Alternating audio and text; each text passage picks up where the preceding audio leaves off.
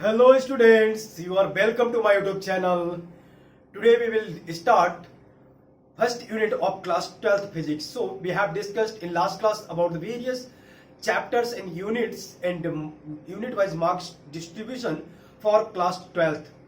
Okay, so according to the CPSC exam pattern, we have discussed about the in a very detailed manner about various chapters what we are going to study in this class 12th physics. तो हम लोगों ने देखा कि हमें class 12th की physics में क्या क्या पढ़ना है। तो चलिए आज से हम स्टार्ट करने वाले हैं पहला चैप्टर, और पहला चैप्टर जो है वो यूनिट फर्स्ट का जो पहला चैप्टर होगा वो हो जाएगा इलेक्ट्रिक चार्जेस एंड फील्ड्स। तो देखिए स्टूडेंट, सबसे पहले हमें क्या करना है कि हमें पहले ये देखना था कि क्लास 11th की फिजिक्स और 12th की फिजिक्स में बेसिक डिफरेंस क्या था। तो वो सिलेबस वाइज हम लोगों ने देख लिया, ठीक है। तो सबसे पहले इंपॉर्टेंट पॉइंट क्या है कि अगर आप किसी भी तरह से 11th की फिजिक्स आप अच्छे से कवर नहीं कर पाए तो कोई भी प्रॉब्लम नहीं है, टेंशन की बात नहीं है। और अगर अच्छा मार्क्स स्कोर नहीं कर पा रहे हैं तो भी कोई प्रॉब्लम बात नहीं है। अब आप 12th का फिजिक्स स्टार्ट करिए अभी से। और मैं ये सजेशन दूंगा कि ज़्यादा डिले नहीं करना चाहिए प्रिपरेशन। जितना जल्दी हो सके आप प्रिपरेशन स्टार्ट करोगे तो अच्छा से अच्छा मार्क्स स्कोर कर पाओगे। Okay, so without going to further about this whole subject, I would like to discuss just about the electric charge and fields. तो सबसे पहले हम ये समझेंगे कि इलेक्ट्रिक चार्ज क्या होता है, उसके बाद हम डिस्कस करेंगे फील्ड्स। तो देखिए पहले यूनिट में जितना भी हमें डिस्कस करना है वो बेसिकली इलेक्ट्रोस्टैटिक्स। इसका मतलब क्या होगा वो हम समझते हैं। इलेक्ट्रोस्टैटिक्स देखिए बच्चों, सबसे इंपॉर्टेंट पॉइंट इसमें इलेक्ट्रोस्टैटिक्स में क्या है। सबसे पहले ये देखिए हम इसको अलग अलग करें इलेक्ट्रोस्टैटिक्स को, तो इलेक्ट्रो एंड स्टैटिक्स देखिए दो वर्ड से मिलकर बना हुआ है इलेक्ट्रो एंड स्टैटिक्स। तो इलेक्ट्रोस्टैटिक्स में हम जो भी स्टडी करेंगे बेसिकली हमें इलेक्ट्रिसिटी के बारे में ही स्टडी करना है। और इलेक्ट्रिक जो फ्लो होता है, इलेक्ट्रिसिटी फ्लो होती है या फिर लेकिन देखिए बेसिकली इसमें इलेक्ट्रोस्टैटिक्स में जब कोई चार्ज रहेगा तो चार्ज स्टैटिक कंडीशन में रहेगा। चार्ज इलेक्ट्रो मतलब चार्ज हो जाएगा, ओके, और स्टैटिक्स एट रेस्ट। तो ये जो चार्ज रहेगा, अब चार्ज क्या होता है वो हम बाद में डिस्कस करेंगे, मतलब अभी डिस्कस करने वाले। लेकिन पहले हम ये देखते हैं कि जो चार्ज रेस्ट कंडीशन में रहेगा और इसकी वजह से उस चार्ज का पूरा जो गेम होगा इस सब्जेक्ट में वो हम स्टडी करने वाले हैं। ओके, तो अगर मैं बहुत एक छोटे से एग्जाम्पल में दूं कि 11th की फिजिक्स में आप लोगों ने मोशन किसी भी पार्टिकल का, कोई भी फिजिकल बॉडी थी या फिर कोई भी हम डे टू डे लाइफ के एग्जांपल्स को लेके उसकी मोशन की स्टडी करते थे, उसकी प्रॉपर्टीज की स्टडी करते थे। फॉर एग्जांपल अगर मैं एक कोई बॉडी है या फिर सपोज करते हैं कि एक ये बॉल है, कोई भी बॉडी या फिर कोई एक बॉल है, तो बॉल पे अगर हम फोर्स अप्लाई करते थे तो ये मोशन में आ जाता था। और अगर ये स्टैटिक कंडीशन में है तो भी इसका खुद का वेट, सेल्फ वेट लगता था। तो इस तरह से जो भी प्रॉपर्टी या फिर इसके स्टेट में चेंजेस आते थे तो हम इस 11th की फिजिक्स में काइनेटिक और स्टैटिक के कंडीशन में हम यहाँ पे मोशंस और फोर्सेस की स्टडी करते थे। सिमिलरली हमारा जो पूरा स्टडी फोकस होगा इस 12th की फिजिक्स में वो इलेक्ट्रो यानी कि चार्ज के स्टैटिक कंडीशन में, अभी यूनिट फर्स्ट में स्टैटिक कंडीशन में हम स्टडी करेंगे। और यही जब हम नेक्स्ट यूनिट देखेंगे तो वहां पे हम करंट इलेक्ट्रिसिटी में हम देखेंगे कि वहां पे जब मोशन, यही चार्ज मोशन के कंडीशन में हो जाएगा, चार्ज का मोशन होगा, एक क्लोज सर्किट बनेगी और वायर के थ्रू जब चार्ज फ्लो होता है तो चार्ज क्या होता है आज हम ये डिस्कस करते हैं। देखिए इस चार्ज क्या होता है ये समझने के लिए हम एक छोटा सा एक्सपेरिमेंट करते हैं, और ये एक्सपेरिमेंट बहुत डिफिकल्ट नहीं है, आराम से हम लोग कर सकते हैं। और कई एग्जांपल्स भी हैं जिनके थ्रू हम चार्ज को समझ सकते हैं, डिस्कस कर सकते हैं कि चार्ज होता क्या है। तो बेसिकली अगर मैं चार्ज के डेफिनेशन की बात करूं तो पहले हम एक्सपेरिमेंट करते हैं, उसके बाद चार्ज को हम डिफाइन करेंगे। सपोज करते हैं हम एक वायर लेते हैं, इस तरह से हम एक वायर लेते हैं और एक ग्लास की, पहले हम एक ग्लास की रॉड ले लेते हैं और इस ग्लास की रॉड पे हम इस थ्रेड लेते हैं, हम एक थ्रेड को इस तरह से हम थ्रेड को यहाँ पे रबिंग करते हैं इस रॉड को। ये रॉड किसकी रॉड रहेगी? देखिए बेसिकली ये रॉड जो है ये हम अगर पहले ग्लास की रॉड ले लेते हैं, ग्लास रॉड, ओके। और ये जो थ्रेड हम लेंगे, थ्रेड हम सिल्क की थ्रेड लेते हैं, सिल्क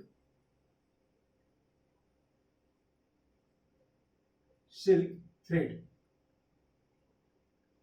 तो ये इस थ्रेड से हम इस रॉड के ऊपर रबिंग करते हैं, और ये ग्लास की रॉड है।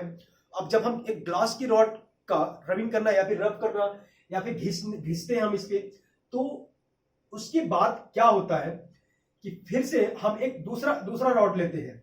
यहां पे पहले हम एक ग्लास की रॉड लेंगे और उसके बाद फिर एक प्लास्टिक की रॉड लेते हैं। ओके, तो देखिए हम इस तरह से जब हम अब यही रॉड हम चेंज कर देंगे। पहले ग्लास की रॉड लेते हैं, फिर उसके बाद हम सपोज करते हैं कि हम ये प्लास्टिक की रॉड ले लेते हैं, और इस तरह से यहां पे हम इसको मूव करेंगे, फॉरवर्ड बैकवर्ड करेंगे। इसके बीच में फ्रिक्शन होगा, और फ्रिक्शन की वजह से ये हम प्लास्टिक की रॉड लेते हैं। तो देखिए इस एक्सपेरिमेंट में फिर क्या होगा, ये ग्लास की रॉड को फिर हम यहां से रिमूव करके, रबिंग करने के बाद फिर रिमूव करेंगे, और रिमूव करने के बाद फिर से हम इस सिल्क के थ्रेड के कांटेक्ट में लाएंगे। ओके, तो होगा क्या, और फिर ये प्लास्टिक की रिबन रॉड को हम इसी सिल्क के थ्रेड से हम रबिंग किए, सिल्क थ्रेड। तो इस कंडीशन में क्या होगा, अब यहां पे हम ग्लास की रॉड को यहां से सेपरेट करेंगे इस थ्रेड से, और ये ग्लास की रॉड है और ये प्लास्टिक की रॉड है। तो इस तरह से अब देखिए हम पहले क्या करेंगे, ये ग्लास रॉड और ये प्लास्टिक रॉड,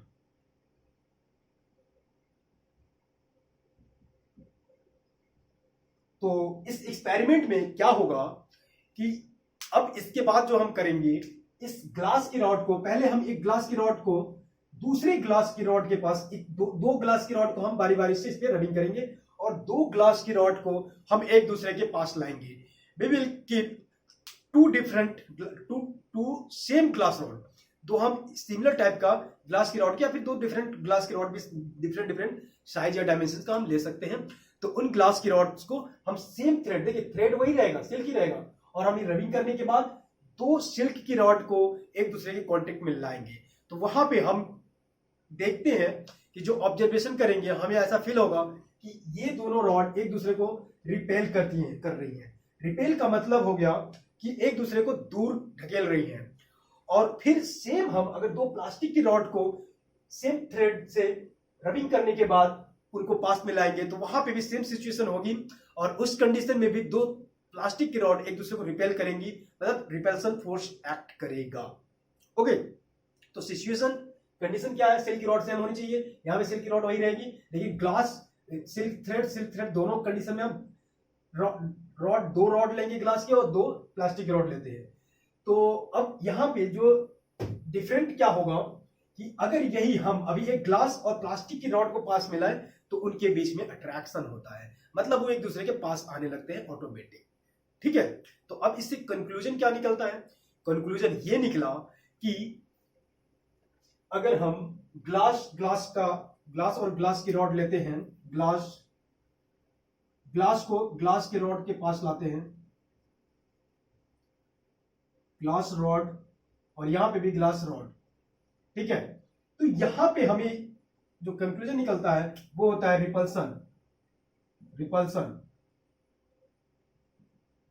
ओके, और इसके बाद अगर हम एक दो प्लास्टिक की रॉड को ले लेते हैं, फिर प्लास्टिक रॉड, तो यहां पे प्लास्टिक रॉड को दूसरे प्लास्टिक की रॉड से हम रॉड के पास लाते हैं, प्लास्टिक रॉड, तो यहां पे क्या होता है, यहां भी रिपल्सन होता है, मतलब वो एक दूसरे से दूर जा रहे हैं। ओके, तो ये ऐसे हम कर सकते हैं, रिपल्सन कौन दिखाना है तो इस तरह से हम शो कर सकते हैं। लेकिन यहीं पे अगर एक ग्लास रॉड को अगर हम अब ये दोनों पास आ रहे हैं, तो हम इसको ऐसे शो कर सकते हैं, ग्लास की रॉड को दूसरे प्लास्टिक की रॉड के पास लाते हैं, तो ये अट्रैक्शन होता है इनके बीच में, अट्रैक्शन। ठीक है, अट्रैक्शन हो रहा है, मतलब वो पास आते हैं। तो ये पहला, ये दूसरा एक्सपेरिमेंट, ये थर्ड एक्सपेरिमेंट। इस तरह से हम कंटिन्यू 3 एक्सपेरिमेंट करते हैं और देखते हैं ग्लास ग्लास सेम रॉड को के बीच में रिपल्सन हो रहा है, सेम प्लास्टिक की रॉड में रिपल्सन हो रहा है, लेकिन ग्लास और प्लास्टिक की रॉड के बीच में अट्रैक्शन हो रहा है। तो यहां से कंक्लूजन ये निकलता है कि जो इनके बीच में रिपल्सन और अट्रैक्शन फोर्स हो रहा है, एक्ट कर रहा है, वो कैसे कर रहा है, क्यों कर रहा है, ऐसा क्या फिनोमिना हो रहा है, या फिर ऐसा उस सेम रॉड में क्या चेंजेस आ रहे हैं कि उनके बीच में 2 डिफरेंट टाइप के फोर्स एक्ट कर रहे हैं, रिपल्सन एंड अट्रैक्शन। तो देखिए बेसिकली क्या होता है, हमें पता है कि कोई भी बॉडी या फिर ह्यूमन बॉडी की भी बात करें या कोई भी इस यूनिवर्स में कोई भी एक बॉडी होगी, वो हर बॉडी किसी ना किसी एलिमेंट से मिलके बना होता है, किसी ना किसी केमिकल कंपाउंड से मिलके बना होता है। तो स्मॉलेस्ट यूनिट जो होती है वो क्या होता है, एटम्स होता है। तो हमारी बॉडी या फिर यही प्लास्टिक रॉड या ग्लास रॉड या फिर सिल्क थ्रेड, सब के सब किसी ना किसी एलिमेंट से मिलके बने होते हैं। और एलिमेंट्स के लिए हमें पता है कि एलिमेंट्स है तो उसका एक स्पेसिफिक जो उसके एटॉमिक मास होता है वो रहेगा और एटॉमिक नंबर होता है, तो वहां पे इलेक्ट्रॉन और प्रोटॉन्स होंगे। ओके, तो हमें पता है कि इलेक्ट्रॉन और प्रोटॉन में मास किसका कम होता है, इलेक्ट्रॉन का मास कम होता है और प्रोटॉन का मास ज्यादा होता है। तो जब भी एक स्टेबल कंडीशन में या फिर ऑर्बिट उनके जो, जब भी कोई एटम अगर स्टेबल कंडीशन में होता है तो वहां पे जो इलेक्ट्रॉन्स रहेंगे वो एक स्टेबल कंडीशन में रहेंगे। लेकिन जैसे ही कोई भी एक्सटर्नल फोर्स उस पर एक्ट करेगा, फॉर एग्जांपल यहाँ पे मैं रबिंग करने लगा, फ्रिक्शन जनरेट हुआ, फ्रिक्शन जनरेट होने के बाद इलेक्ट्रॉन्स जो होते हैं वो एक्साइटेड कंडीशन में आ रहे हैं और यही इलेक्ट्रॉन एक चार्ज के फॉर्म में वही इलेक्ट्रॉन है जो इस एक्टिव हो जाते हैं। और वो इलेक्ट्रॉन जब एक्टिव होते हैं तो सेम फोर्सेस के सेम टाइप का जो उनमें एक नेचर, एक टेंडेंसी उस इलेक्ट्रॉन की हो जाती है कि सेम बॉडीज को हम सेम थ्रेड से रबिंग कर रहे हैं तो उनमें सेम तरह का एक प्रॉपर्टी डेवलप हो जा रहा है और वो प्रॉपर्टी या अट्रैक्शन या रिपल्सन हो जा रहा है। ठीक है, तो चार्ज क्या हो गया, charge is the property, is a basic property of any physical element या फिर physical entity. Charge is a physical entity और phenomena which is acquired by the rubbing action between 2 different or same materials. Okay, तो अब charge की definition लिखेंगे। ये तो definition तो मैं लिखवा दूंगा अभी, लेकिन अब ऐसे अगर मैं एक डे टू डे लाइफ की एग्जांपल की बात करूं तो देखिए बहुत सारे एग्जांपल्स हैं।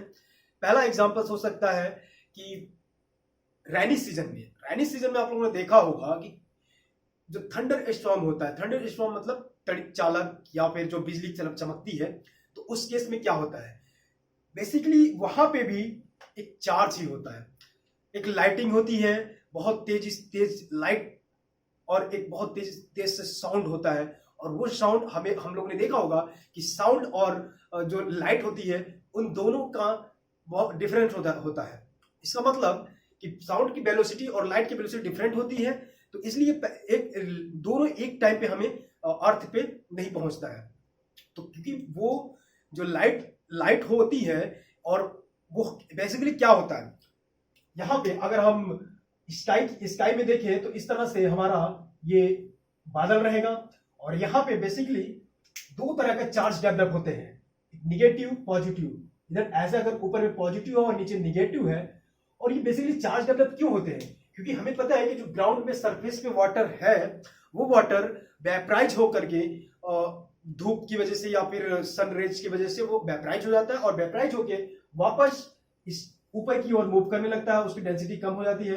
यहाँ पे हमें पॉन्ड में या फिर रिवर में जो वाटर होता है ये वाटर ऊपर की ओर राइज करता है और जैसे ही ऊपर जाता है हमें पता है ऊपर जाने पे टेम्परेचर ड्रॉप होता है और टेम्परेचर जब ड्रॉप होता है तो वो कंडेंस होने लगते हैं और वो आइस के फॉर्म में चेंज हो जाते हैं। और यही आइस बहुत बड़े उनका जो वॉल्यूम होगा बहुत ज्यादा साइज, बहुत लार्ज साइज होता है और जब वो स्ट्राइक करते हैं एक दूसरे से और स्ट्राइक करने की वजह से ही उनमें डिफरेंट चार्जेस डेवलप हो जाते हैं। और जो डिफरेंट चार्जेस डेवलप होते हैं, निगेटिव पॉजिटिव चार्जेस डेवलप होते हैं, तो ये निगेटिव चार्ज है तो जो पॉजिटिव चार्ज इसको रिपेल करता है, इसका मतलब इसको नीचे की ओर ढकेलता है। तो ये चार्ज निगेटिव चार्ज है तो ये नीचे की ओर ट्रांसफर हो जाता है अर्थ में। और अर्थ हमें पता है कि अर्थ एक ऐसा सोर्स है, एक तरह से एक सिंक की तरह है जहां पे सब सारे चार्जेस को एब्जॉर्ब कर लेता है। तो यही निगेटिव चार्ज हमें वापस अर्थ पे आ जाते हैं। और इसी इसी को रोकने के लिए हम बेसिकली घरों में यूज करते हैं क्या, एक ग्राउंड लेवल से अटैच करके एक हम मेटल की कोई स्ट्रिप यूज करते हैं और उस मेटल की स्ट्रिप पे ये निगेटिव चार्जेस पूरा एब्जॉर्ब करके ग्राउंड को ट्रांसफर कर दिया जाता है। तो बेसिकली ये हो गया तड़ित चालक या फिर थंडर स्टॉर्म के बारे में। और दूसरा एग्जांपल आप देख सकते हैं कि जैसे अगर आप एक घर में एक्सपेरिमेंट कर सकते हैं, एक चेयर पे, प्लास्टिक की चेयर पे किसी भी आप अपने फ्रेंड को, किसी भी भाई, अपने भाई या फिर अपने सिस्टर, ब्रदर सिस्टर, किसी को भी आप प्लास्टिक के चेयर पे बैठा दो, ओके, और उसके जो पैर हैं वो पैर आपके फिट जो है वो अर्थ में टच नहीं होने चाहिए, ग्राउंड में टच नहीं होने चाहिए। और ये एक्सपेरिमेंट करना आप लोग एक कॉटन की एक कॉटन का एक आप टॉवेल ले लो और उस टॉवेल से तेजी से उसमें रब करो। या इस तरह से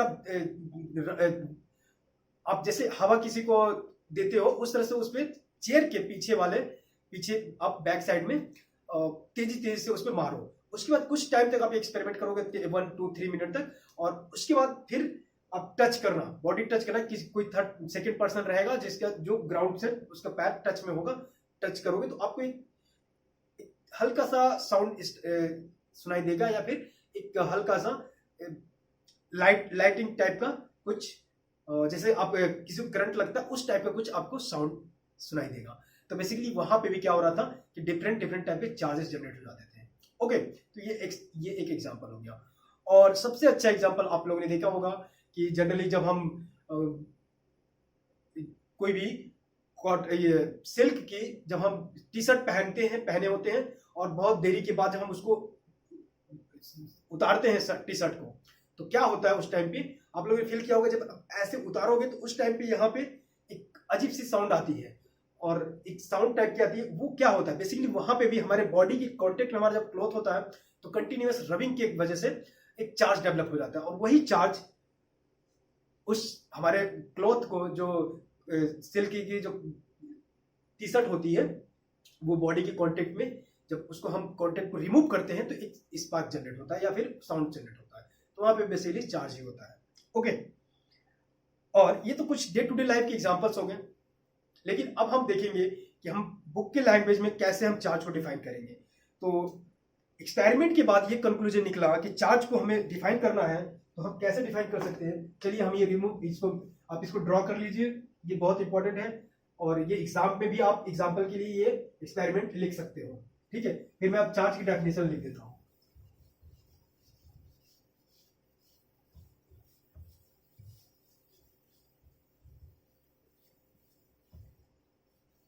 चलिए, electric charge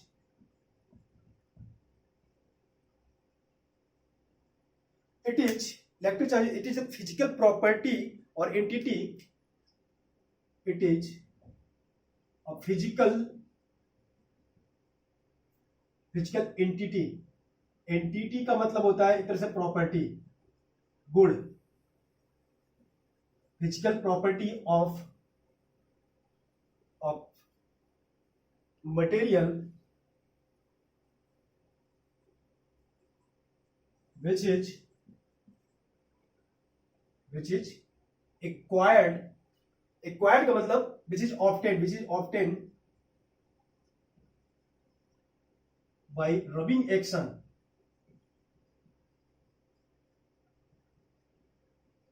it is acquired by rubbing action of different material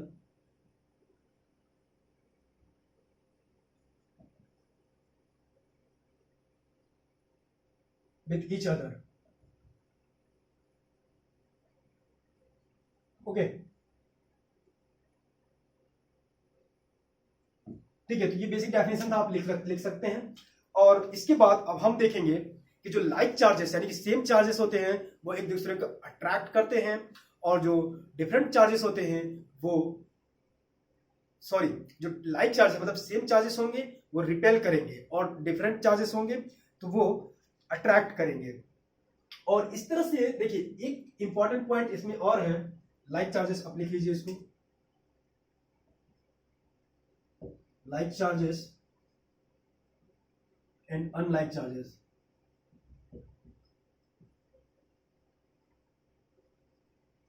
Like charges and unlike charges. like charge में क्या हो जाएगा, रिपल्सन होगा, रिपल्सन होगा, रिपेल इच अदर,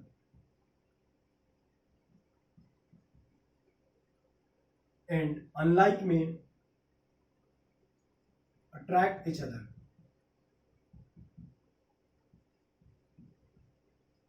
ठीक है, तो अब अगर हम इस दो डिफरेंट टाइप के हमारे पास यहां पे देखिए, दो तरह का हमारे पास दो तरह का फिनोमेना यहां पे हमें मिल रहा है, रिपेल्सन और अट्रैक्शन. तो इस तरह से हमारा जो कंक्लूजन निकलता है कि हमारे पास दो तरह की डिफरेंट डिफरेंट चार्जेस होंगे. तब तो ऐसा हो रहा है, अगर सेम चार्जेस होंगे तो ऐसा होगा, डिफरेंट चार्जेस होंगे तो अट्रैक्शन होगा.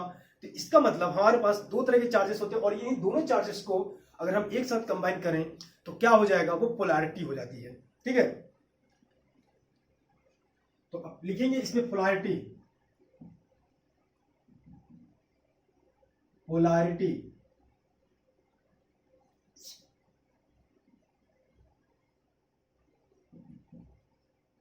पोलैरिटी का बेसिकली मीनिंग होगा पोलैरिटी ऑफ चार्जेस. लिख लीजिए polarity of charges.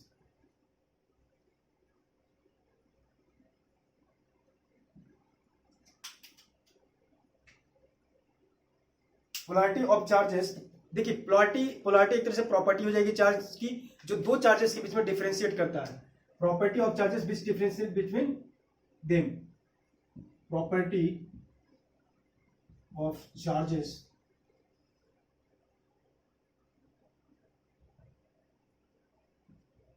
property of charges which differentiate two kinds of charges. Property of charges which differentiate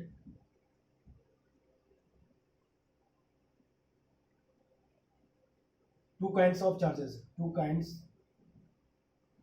से मतलब यही दो तरह के जो चार्जेस है, टू काइंड्स ऑफ चार्जेस. ठीक है, पोलैरिटी. अब देखिए पोलैरिटी तो हो गई, उसके बाद अब एक एक्सपेरिमेंट में यह भी देखा गया कि अगर हम दो डिफरेंट चार्जेस को एक दूसरे के पास लाते हैं, यानी कि दो डिफरेंट रॉड्स को हम एक दूसरे के पास लाते हैं, तो उनका नेट इफेक्ट न्यूट्रल हो जाता है.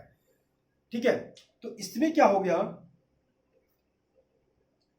Unlike charges neutralize each other. ठीक है, unlike charges acquired by objects neutralize और nullify each other. Unlike charges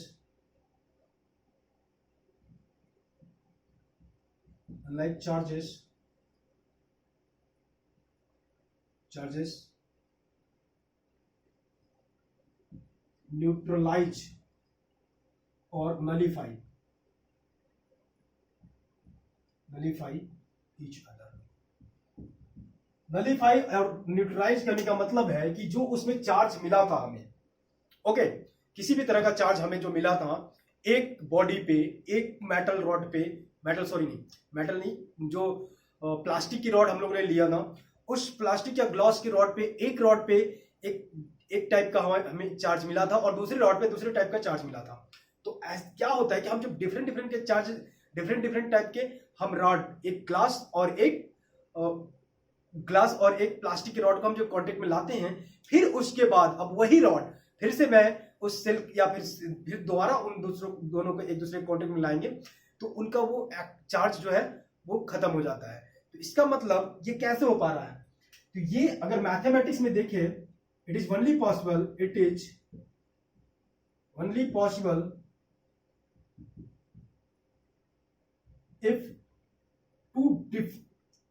ये कब पॉसिबल होगा, अगर हम एक मैथमेटिक्स में आप देखो -2 को 2 से ऐड करते हैं, -2 और +2 करते हैं, तो क्या हो जाएगा, हमें उसका रिजल्ट 0 मिलेगा, यानी नलीफाई हो गया. तो इसका मीनिंग, इससे हम इस एक्सपेरिमेंट से क्या कंक्लूजन निकलता है कि जो दो डिफरेंट टाइप के हमें चार्जेस मिले थे, वो डिफरेंट टाइप के चार्जेस, उनका जो मैग्नीट्यूड होगा वो सेम होगा, लेकिन वही उनमें डिफरेंट चार्जेस होंगे. एक पॉजिटिव टाइप का होगा और एक निगेटिव टाइप का होगा. it is only possible, देखिए unlike charges neutralize or nullify each other, it is only possible if two charges, if two above charges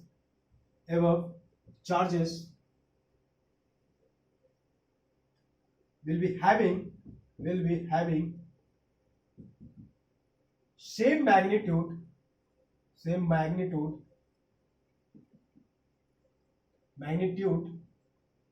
but of different sign, but of different polarity,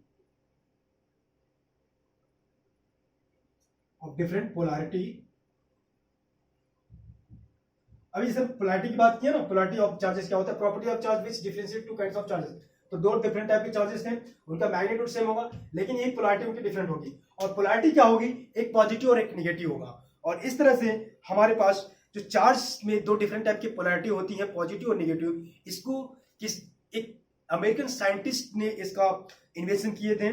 तो charges were named as positive and negative by American scientist, उनका नाम था Benjamin Franklin. ठीक है, तो अब यहां पे लिखेंगे टू डिफरेंट पोलैरिटीज, पोलैरिटीज क्या हो जाएगी, पॉजिटिव एंड नेगेटिव। आज हमारा पर्पस सिर्फ बेसिक्स पढ़ना है और ये बहुत थ्योरेटिकल पर्पस है हमारा पढ़ने का, थ्योरी को हम ज्यादा कवर कर रहे हैं। नेक्स्ट क्लास से हम डेरिवेशन, इसमें देखिए बहुत सारा डेरिवेशन भी करना है, न्यूमेरिकल प्रॉब्लम भी सॉल्व करना है। तो आज के लेक्चर में थोड़ा सा बोरिंग हो रहा है क्योंकि स्टार्टिंग में हमें बहुत बेसिक लेवल से एग्जाम्पल के साथ समझना इंपॉर्टेंट है। फिजिक्स में बेसिकली स्टडी हमें इसी तरह से की जाती है कि पहले बेसिक तो समझेंगे कैसे इन्वेंशन हुआ, उसके बाद हम एडवांस लेवल पे चलेंगे। तो बट ये दो डिफरेंट पोलैरिटी हैं, पॉजिटिव एंड नेगेटिव, तो charges were named bye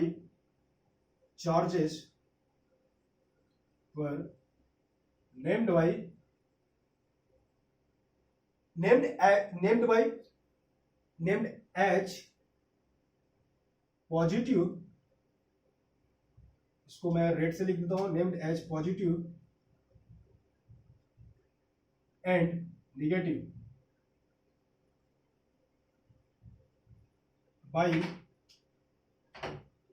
bye American scientist.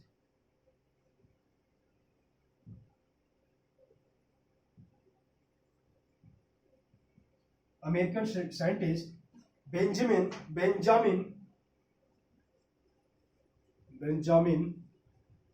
Franklin. ठीक है, बेंजामिन फ्रैंकलिन ये साइंटिस्ट हैं जिन्होंने ये इन्वेंशन किया था कि जो दो डिफरेंट टाइप्स की इनमें पोलैरिटी आ रही है, रिपल्सन और अट्रैक्शन जो हो रहा है वो डिफरेंट टाइप के पॉजिटिव और नेगेटिव चार्जेस होंगे, इस वजह से ऐसा हो रहा है। ओके, तो ये इंपॉर्टेंट पॉइंट था। और जो दो डिफरेंट